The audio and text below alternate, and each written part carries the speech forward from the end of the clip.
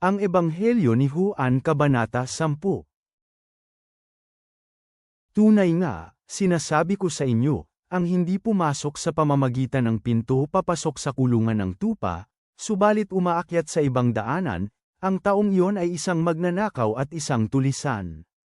Ang pumapasok sa pamamagitan ng pinto ay ang tagapag-alaga ng tupa.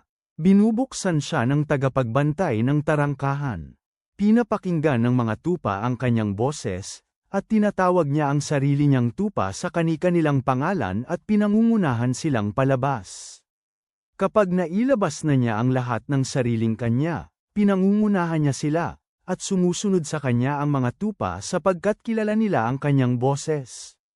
Hindi sila susunod sa isang estranghero ngunit sa halip ay iiwasan ito, sapagkat hindi nila kilala ang boses ng mga estranghero. Sinabi ni Jesus sa kanila ang talinghagang ito, ngunit hindi nila naintindihan kung ano ang mga bagay na ito na sinasabi niya sa kanila. Pagkatapos muling sinabi ni Jesus sa kanila, tunay nga, sinasabi ko sa inyo, ako ang pinto ng mga tupa. Lahat ng naunang dumating sa akin ay mga magnanakaw at mga tulisan, ngunit ang mga tupa ay hindi nakinig sa kanila. Ako ang tarangkahan. Kung sino mang pumapasok sa pamamagitan ko, siya ay maliligtas, siya ay papasok at lalabas at makakahanap ng pastulan.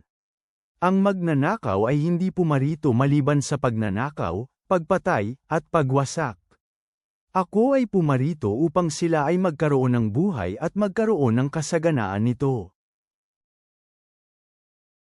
Ako ang mabuting pastol. Inialay ng mabuting pastol ang kanyang buhay para sa mga tupa.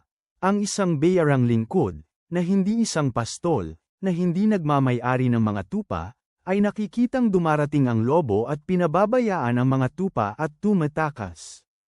Tinatangay ng lobo ang mga ito at pinangangalat ang mga ito. Siya ay tatakbo dahil siya ay isang bayarang lingkod at hindi nagmamalasakit sa mga tupa. Ako ang mabuting pastol, at kilala ko ang sa akin, at ang sa akin ay nakikilala ako. Kilala ako ng Ama, at kilala ko ang Ama, at ibinigay ko ang aking buhay para sa mga tupa. Mayroon akong iba pang mga tupa na wala sa tupahang ito. Sila din, kailangan kong dalhin, at makikinig sila sa aking boses upang magkaroon lamang ng isang kawan at isang pastol. Ito ang dahilan kung bakit ako iniibig ng Ama, ibibigay ko ang aking buhay upang muli kong kunin. Walang sino mang kukuha nito sa akin, kundi kusa ko itong ibibigay. Ako'y mayroong kapangyarihang ibigay ito, at mayroon din akong kapangyarihan na ito ay kunin muli.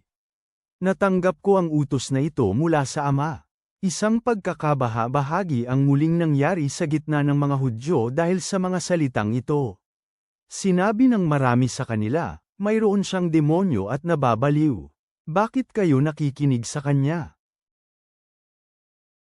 Sinabi ng iba, hindi ito ang mga pahayag ng isang inaalihan ng isang demonyo.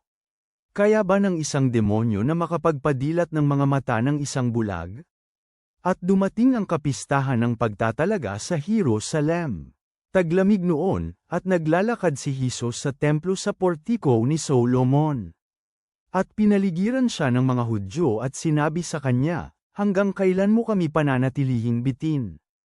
Kung ikaw ang Kristo, sabihin mo ng maliwanag. Sumagot si Jesus sa kanila, sinabihan ko kayo, ngunit hindi kayo naniwala. Ang mga gawain na aking ginawa sa ngalan ng aking Ama, ang mga ito ang magpapatutuo patungkol sa akin. Gayunman hindi kayo naniwala dahil hindi ko kayo mga tupa. Naririnig ng aking tupa ang aking boses, kilala ko sila, at sila ay sumusunod sa akin. Ibinigay ko sa kanila ang buhay na walang hanggang, hindi sila malilipol, at walang sino mang makaagaw sa kanila sa aking kamay. Ang aking Ama na siyang nagbigay sa kanila sa akin, ay dakila kaysa sa lahat, at walang sino man na kayang umagaw sa kanila sa kamay ng Ama. Ako at ang Ama ay iisa. Pagkatapos ay kumuhang muli ng mga bato ang mga Hudyo upang batuhin siya.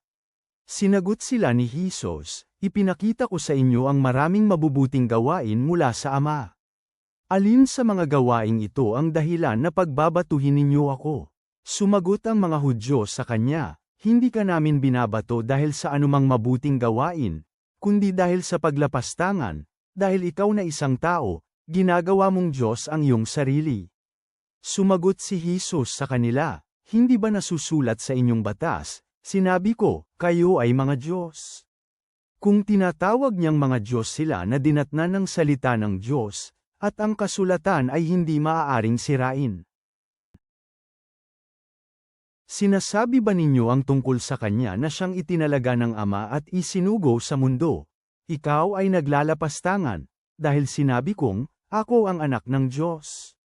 Kung hindi ko ginagawa ang gawain ng aking Ama, huwag kayong manampalataya sa akin. Subalit, kung ginagawa ko ang mga iyon, kahit na hindi kayo manampalataya sa akin, maniwala kayo sa mga gawain upang malaman ninyo at maunawaan na ang Ama ay nasa sa akin at ako ay nasa sa Ama. Sinubukan muli nilang lupigin si Jesus, ngunit siya ay umalis sa kanilang mga kamay. Umalis muli si Jesus patungo sa ibayo ng Jordan sa lugar ng unay pinagbabautismohan ni Juan, at siya ay nanatili doon. Maraming tao ang lumapit kay Jesus. Patuloy nilang sinasabi, sa katunayan walang ginawang mga tanda si Juan, ngunit lahat ng mga bagay na sinabi ni Juan tungkol sa taong ito ay totoo. Doon ay maraming sumampalataya kay Jesus. Panginoong Hesus, ikaw ang mabuting pastol na nagbuwis ng iyong buhay para sa mga tupa. Salamat sa pagkakilala mo sa amin sa pangalan at pag-ingat mo sa amin. Tulungan mo kaming marinig ang iyong tinig at sundin ka ng tapat. Sa pangalan ni Hesus, Amen.